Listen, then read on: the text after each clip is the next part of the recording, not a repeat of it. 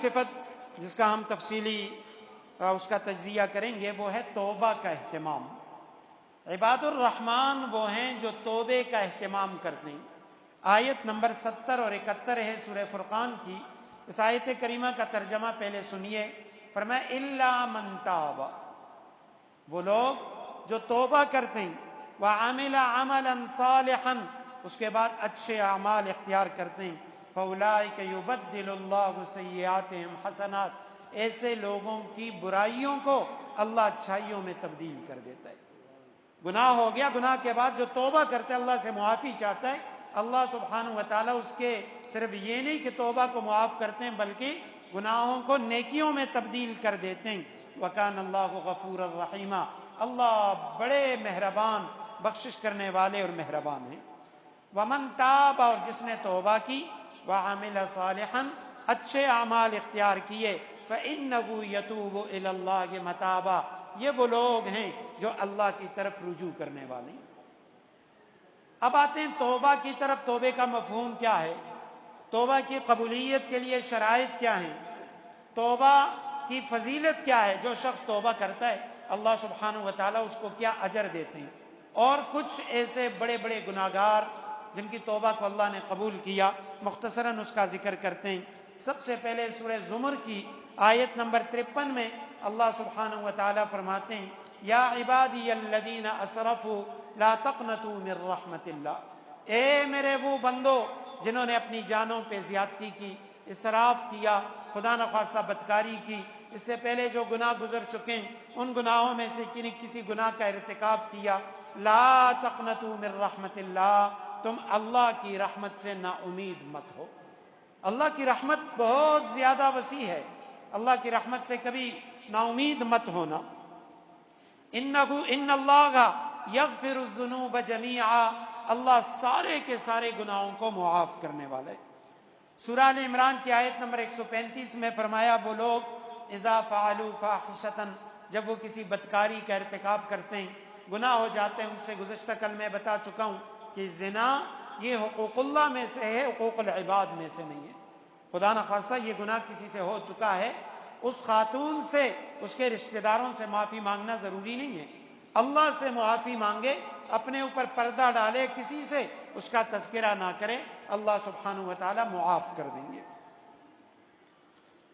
جس نے کسی بدکاری کا ارتکاب کیا، او ظلموا انفسہم، یا اپنی جانوں پر ظلم کیا، فاستغفر اللہ، پھر اس نے فاستغفر اللہ لذنوبہم، اللہ سے اپنے گناہوں کی معافی مانگی، اللہ سبحانہ و تعالی ومن یغفر الذنوب الا اللہ، اللہ کے سوا کون ہے جو گناہوں کو معاف کرنے والا ہے۔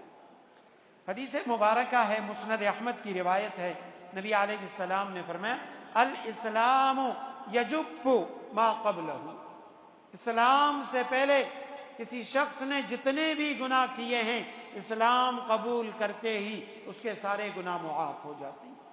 والتوبۃ تجب ما قبلہا، توبہ سے پہلے جتنے گناہ ہو چکے ہیں حقوق اللہ میں سے، توبہ کرنے کی وجہ سے اللہ وہ سارے گناہ معاف فرما دیتی ہیں۔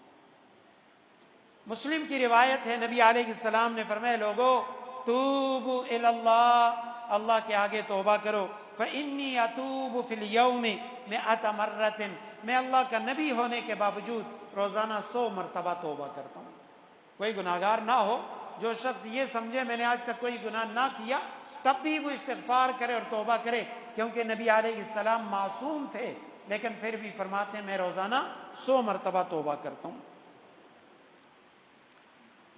ایک روایت میں فرمایا ان اللہ یقبل توبۃ العبد ما لم یغرغر، غرغرے کی حالت سے پہلے یعنی جب حالت نزا ہو اس سے پہلے جو شخص بھی توبہ کرتا ہے اللہ سبحانہ و تعالی اس کی توبہ کو قبول فرما دیتے ہیں۔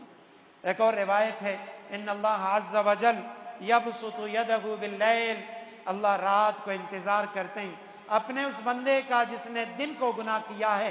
اللہ فرشتوں سے فرماتے ہیں اے میرے فرشتوں، میرے اس بندے کا انتظار کرو جس نے دن میں گناہ کیا، ساری رات اس کے گناہ کو مت لکھنا کیونکہ میں انتظار میں ہوں۔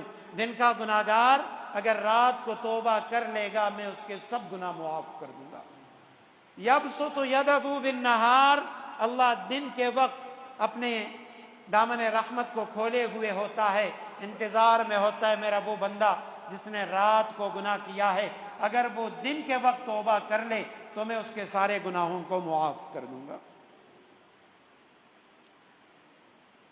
غزوہ بدر کا ایک واقعہ آتا ہے، حضرت عمر رضی اللہ تعالیٰ عنہ راوی ہیں، فرماتے ہیں غزوہ بدر کے قیدیوں میں کچھ خواتین بھی تھیں، مرد بھی تھے، خواتین بھی تھی، اور ایک خاتون غزوہ بدر ہو جانے کے بعد، جب غزوہ بدر ہو چکا، قیدی نبی علیہ السلام کے پاس تھے، افراتفری کے عالم میں ایک خاتون تھی جو زاروں قطار رو رہی تھی، کبھی ادھر بھاگتی کبھی ادھر بھاگتی، کبھی آگے کی طرف کبھی پیچھے کی طرف۔ نبی علیہ السلام بھی دیکھ رہے ہیں، صحابہ بھی دیکھ رہے ہیں کہ کیا وجہ ہے اس خاتون کو، کیا پریشانی لاحق ہو چکی ہے جس کی وجہ سے یہ اتنی پریشان ہے، یہ بھاگ دوڑ کر رہی ہے، رو رہی ہے۔ آخر نبی علیہ السلام بھی دیکھ رہے ہیں، صحابہ بھی دیکھ رہے ہیں کہ اس خاتون کا ایک دودھ پیتا بچہ تھا جو اس سے غزوہ بدر میں گم ہو چکا تھا، وہ اس بچے کو ڈھونڈ رہی تھی، اچانک دیکھا وہ بچہ اسے ملا، وہ خاتون دوڑتی ہوئی گئی، اس بچے کو اٹھایا، سینے سے لگایا، زاروں قطار رو رہی ہے، اس بچے کا منہ صاف کیا، اس سے گرد و غبار کو ہٹایا اور فوراً اپنے اس بچے کو دودھ دینا شروع کر دیا، اور اس کے بعد وہ اس بچے کو چوم رہی ہے، بار بار اسے بوسے دے رہی ہے۔ اب اس کی خوشی کے آنسو وہ تھمتے نہیں ہیں، نبی علیہ السلام بھی دیکھ رہے ہیں، صحابہ کرام بھی دیکھ رہے تھے۔ پھر آپ صلی اللہ علیہ وسلم نے صحابہ کرام سے سوال کیا، اے میرے صحابہ، کیا یہ خاتون اپنے اس بچے کو آگ میں ڈال سکتی ہے؟ صحابہ کرام نے فرمایا، یا رسول اللہ، یہ خاتون جو اپنے بچے سے اتنی محبت کرتی ہے، جب تک بچہ بچھڑا ہوا تھا وہ رو رہی تھی، زاروں قطار رو رہی تھی، بھاگ رہی تھی، کبھی ادھر کبھی ادھر، یا رسول اللہ یہ خاتون کبھی بھی اپنے بچے کو آگ میں نہیں ڈال سکتی۔ نبی علیہ السلام نے فرمایا، للہ ارحم بعبادہ من ہذہ بولدہا، اللہ اس خاتون سے بھی زیادہ جتنی محبت یہ اپنے بیٹے سے کر رہی ہے، اللہ اپنے بندوں سے اس سے بھی زیادہ محبت فرماتی ہے۔ لیکن بندے وہ کم از کم اللہ سبحانہ و تعالی سے کچھ تو شرم کریں، کچھ تو حیا کریں، کبھی تو توبہ کر لیں، کبھی اپنی گناہوں پہ ندامت کا اظہار کر لیں۔ اللہ سبحانہ و تعالیٰ فرماتے ہیں میں سارے گناہوں کو معاف کر دوں گا۔ گزشتہ کل یا پرسوں درس حدیث میں ہم نے ایک واقعہ پڑھا تھا، جو درس حدیث کے ساتھی ہیں وہ جانتے ہیں، لیکن جو اس درس میں نہیں تھے، بہت سارے نئے چہرے میں دیکھ رہا ہوں، ان کے لیے عرض کروں کہ اللہ کتنے مہربان ہیں۔ نبی علیہ السلام نے فرمایا، جاہلیت میں بنی اسرائیل میں ایک شخص تھا جو بڑا گناہگار تھا، سخت گناہوں میں اس نے اپنی زندگی گزاری، تھا بھی جاہل، ان پڑھ تھا۔ جب آخری وقت تھا، اس نے ایک جاہلانہ حرکت کی، اپنے اولیاء سے، اپنے ورثاء سے کہا، جب میں مر جاؤں، میرے مرنے کے بعد تم نے یہ کرنا ہے، مجھے زمین کے اندر دفن نہیں کرنا، تم نے ایسا کرنا ہے میری لاش کو جلا دینا ہے، اور اس کے بعد اس کی جو راکھ بچے گی، اس کی آدھی راکھ اس کو یوں فضا کے اندر بکھیر دینا، زمین پہ بکھیر دینا، اور باقی جو راکھ ہے اس کو سمندر میں، دریا کے اندر ڈال دینا۔ بیٹوں نے کہا، ابا جان یہ آپ کیسی بات کر رہی، آپ مسلمان ہیں، یعنی اسلام آپ نے قبول کیا، بنی اسرائیلیوں میں سے ہیں، ہم آپ کو دفن کریں گے؟ اس نے کہا نہیں نہیں، اللہ کی قسم، اگر اللہ نے میری پکڑ کی، اللہ نے میرا مواخذہ کیا، میں ہلاک ہو جاؤں گا۔ میں اللہ کی پکڑ سے اور مواخذے سے ڈرتا ہوں، اس لیے تم نے میرے مرنے کے بعد میرے ساتھ یہ کام کرنا ہے۔ نبی علیہ السلام نے فرمایا، جب وہ فوت ہوا، مرنے کے بعد اس کی اولاد نے اسی طرح کیا، اسے جلایا، اس کی ہڈیوں کا بھی راکھ بنا دیا، راکھ بنانے کے بعد اسے زمین پر، دریا میں، سمندر میں یوں پھیلا دیا، منتشر کر دیا۔